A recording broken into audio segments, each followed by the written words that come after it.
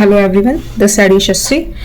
आज हम नया टॉपिक पढ़ेंगे, ठीक है ना। लास्ट टाइम हमने टॉपिक खत्म करा था। आज हमारा नया टॉपिक है इलेक्ट्रिसिटी।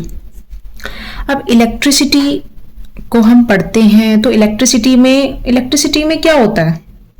इलेक्ट्रिसिटी में या तो चार्जेस का फ्लो होगा या फिर जो प्रेजेंस है वो चार्जेस की होंगी। अब चार्जेस कौन कौन से होते हैं? या तो इलेक्ट्रिसिटी में क्या होगा, चार्जेस का फ्लो होगा, या फिर क्या होगी, चार्जेस की प्रेजेंस होगी, ठीक है ना।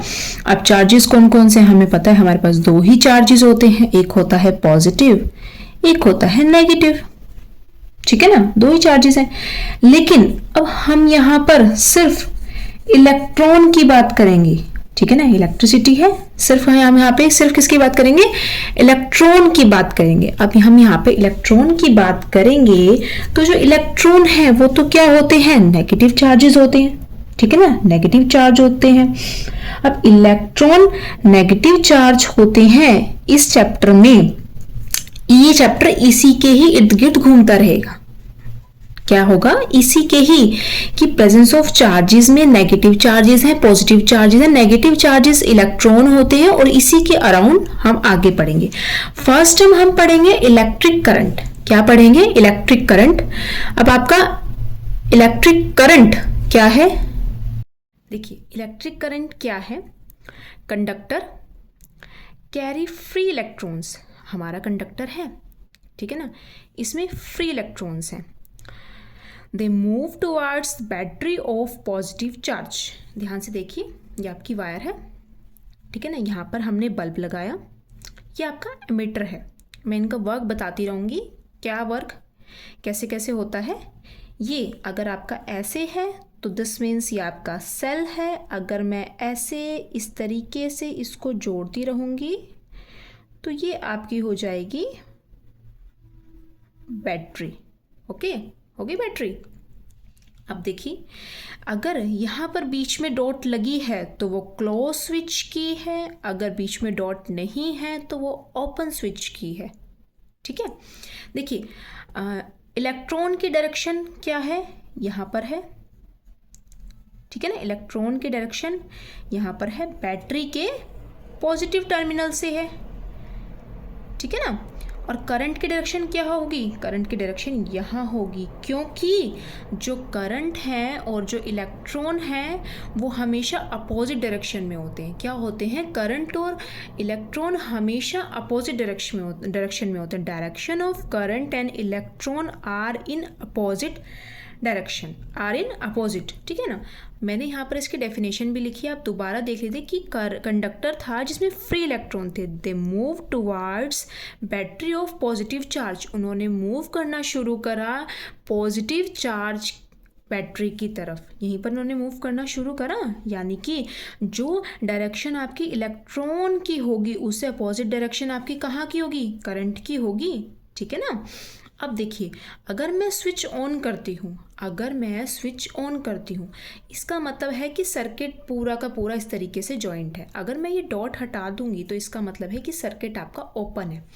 When the switch is on, अगर मैं स्विच ऑन कर दूंगी, electron move towards positive terminal of the battery in a particular direction. अब इस बात का क्या मतलब है, इस बात का ये मतलब है कि इलेक्ट्रॉन हमेशा रैंडम मोशन में घूमते हैं, ऐसे ऐसे ऐसे ऐसे, लेकिन हमें उनको पर्टिकुलर डायरेक्शन में अगर हम मेंशन कर रहे हैं तो यानी कि हम उन्हें पर्टिकुलर डायरेक्शन में उनकी मूवमेंट हो रही है, इसलिए मैंने यहाँ पर मेंशन करा है पर्टिकुलर डायरेक्शन। इनको हम पर्टिकुलर डायरेक्शन में घुमा रहे हैं, ठीक है ना।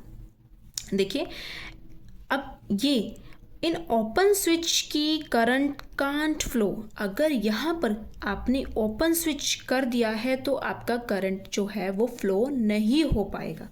क्या होगा, आपका करंट फ्लो नहीं हो पाएगा। अब मैंने यहाँ पे की यूज़ करी है एमीटर। एमीटर आपका काम करता है, एमीटर आपका मैंने यहाँ पर लिखा भी है नोट में, एमीटर जो है वो आपका करंट मेज़र करता है। क्या मेज़र करता है एमीटर आपका, एमीटर आपका करंट मेज़र करता है। यहाँ तक क्लियर हुआ।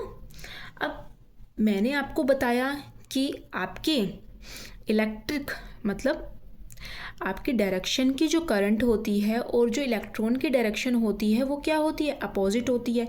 अब मैं हर जगह करंट करंट करंट यूज़ करती हूँ। करंट है क्या, करंट है क्या, ध्यान से देखिए, flow of electron in a particular direction, यानी कि इलेक्ट्रॉन्स फ्लो हो रहे हैं, रैंडम मोशन में नहीं हो रहे हैं, पर्टिकुलर डायरेक्शन में फ्लो हो रहे हैं। उन इलेक्ट्रॉन्स के फ्लो को आप क्या बोलोगे, करंट बोलोगे, ठीक है ना, या फिर rate of flow of electrons, वो क्या हो जाएगा, वो भी क्या हो जाएगा, करंट हो जाएगा। अब 1 इलेक्ट्रॉन्स की पावर 1.6 इंटू 10 की पावर -19 कूलम होती है। अगर हम इसको फॉर्मूले में एक्सप्रेस करेंगे तो हम क्या करेंगे, करंट इज इक्वल टू क्या हो जाएगा आपका, चार्ज अपॉन टाइम, क्या हो जाएगा, चार्ज अपॉन टाइम, है ना। अब चार्ज को हम कैसे एक्सप्रेस करेंगे, Q अपॉन T, Q की यूनिट होती है कूलम, टाइम की यूनिट होती है सेकेंड। इसको हम लिख सकते हैं 1 कूलम पर सेकेंड, या फिर हम इसको मेंशन करेंगे एम्पियर से, ठीक है। अब करंट जो है वो आपका डायरेक्टली प्रोपोर्शनली चार्ज के है, लेकिन इन्वर्सली प्रोपोर्शनली किसके है, टाइम के है। मतलब I इंक्रीज होगा तो Q इंक्रीज होगा, लेकिन I इंक्रीज होगा तो आपका क्या है, टाइम डिक्रीज होगा, ठीक है। अब 1 कूलम का चार्ज, वहां तक क्लियर हुआ। अब आपकी करंट की डायमेंशन क्या हो जाएगी, करंट की डायमेंशन आपकी एम्पियर हो जाएगी, ठीक है ना। अब ये भी आता है, जो करंट है वो एक फंडामेंटल क्वांटिटी है, इसको मैं आगे बताऊंगी, अभी आप सिर्फ ये ध्यान रखें ये एक फंडामेंटल क्वांटिटी है।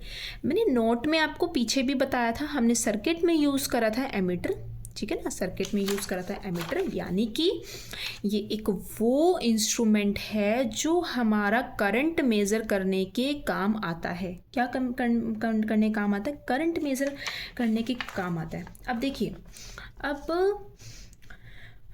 नंबर ऑफ इलेक्ट्रॉन्स, आपने कभी ये सोचा है कि कितने इलेक्ट्रॉन्स होंगे 1 कूलम में, कितने इलेक्ट्रॉन्स होंगे 1 कूलम में, आपके 6 इंटू 10 की पावर 18 इलेक्ट्रॉन्स होंगे कितने में, 1 कूलम में, कितने होंगे, 6 इंटू 10 की पावर 18 इलेक्ट्रॉन्स होंगे 1 कूलम में।